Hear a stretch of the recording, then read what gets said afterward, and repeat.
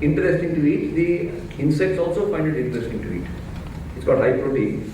They also want a balanced diet. Why do you prevent the poor insect from having it? So you're competing. Now, this does not apply to rice and wheat and so on and so forth, where a whole different approach and package of practice happens. So the first thing I want to emphasize is, agronomically, we are dealing with a very, very different kind of issue and problem. And if you don't bear this in mind and apply our standard thing, move support price up and down, implement the Essential Commodities Act, change the APMC, increase what your great dream in the world that on the 1st of February the Commerce Secretary will get up and say, don't worry for 5 years. These will not solve the problem. We are kidding. Some of them may help for a short time. So we are really in the task of converting a crop which is survival orientated and has evolved to be survival orientated into becoming growth oriented. Imagine that tribal person I described to you who lived in the forest, and you want to make him into top class industrial worker. It is not a 15-day training course. You have to change social attitudes, academic orientation, actual practices. You have to change the whole, multiple dimensions of things. We cannot just do to this crop a little bit of genetic science, a little bit of equity science, a little bit of a seminar, and think that the problem will go. There are statistics which are well known, and I don't need to go into it. You have alluded to some quite correctly. In 1982, when this book was published, Rao Virendra Singh was the agriculture minister. And he said that if we do not solve the problem of pulses, we'll have a crisis within 15 years. Rao Virendra Singh is dead and gone. The book is alive, and the crisis is on us.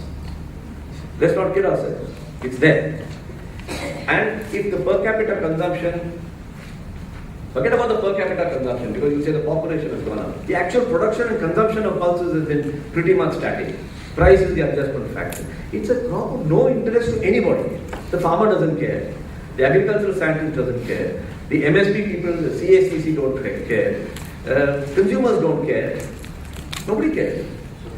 It is the kind of thing you take for granted until it bites you. And we are at that point, and it's biting us. That's the issue that I would like to debate. I don't think we can run away from this. Farmers are not stupid, they are damn intelligent. If they can make an extra buck out of it, and somebody can teach them how to do it, they will do it. So, I want to say to you that with all the best institutions in the world and skills in the world, our agriculturalists are good, our ICRISAT is good, our ICAR is good, our traders are good, our corporates are good. Sir, we are the best of good people in the world sitting with us. There are 7 things that have to come together. And if we don't address the 7 things, then we are dead and gone. Believe me, we are sitting on a crisis. And these are the 7 things. The first is the one Mr. Murthy referred to. I'm not aware it's a state subject or concurrent subject, but I understand the point is not a central subject. So you cannot solve the pulses problem by a farman from Delhi. In fact, nowadays very few things happen by a farman from Delhi. Anyway. It is not no, fair enough. So it is a matter where the center and the state have to work together. I don't think whether it's concurrent or state, it doesn't matter. So that's one dimension. There are 7 dimensions of coordination required, 7 vectors which have to come together. One is center stage, which you have rightly alluded to. The second is agricultural sciences, hybridization, the genetic potential, the bud fall, the leaf, the flower fall. This is designed for a different purpose. Nature has made the pulses completely designed for something else. So there's a lot of agricultural sciences can come in. We can't just hope that somebody will make a GMO variety or there'll be some magical hybrid. There will be. Damn tough to make hybrids. I have been here, I've been taken around by ICRISAT officials. With great difficulty, they've done some wonderful work, which I have had the pleasure of having a chance to be exposed to. And a lot more such work has to be done. Then there's a whole business of package of practice in agronomy. You can have the best agricultural science sitting here, but we see the darkness of pulses has come upon us.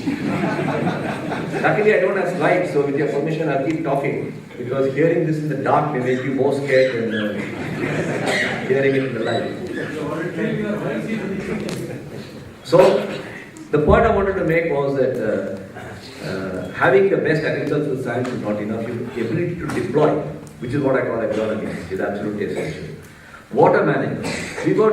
I was asking, do I name you have mentioned, right? Mr. Hoisington, is that the name? Mr. Hoisington, who are the people who are in dryland farming, possible models for India? The people like Israel and all have done a lot of water management. We need a whole bunch of practices. It requires changing mindsets. It's not just about technology. So that's the third dimension after center, state, and agricultural sciences, agronomy. The fourth is economics. The CACP can keep calculating this, and they produce terrific data. It's not a question of them fixing an MSP and getting on with life. The whole economics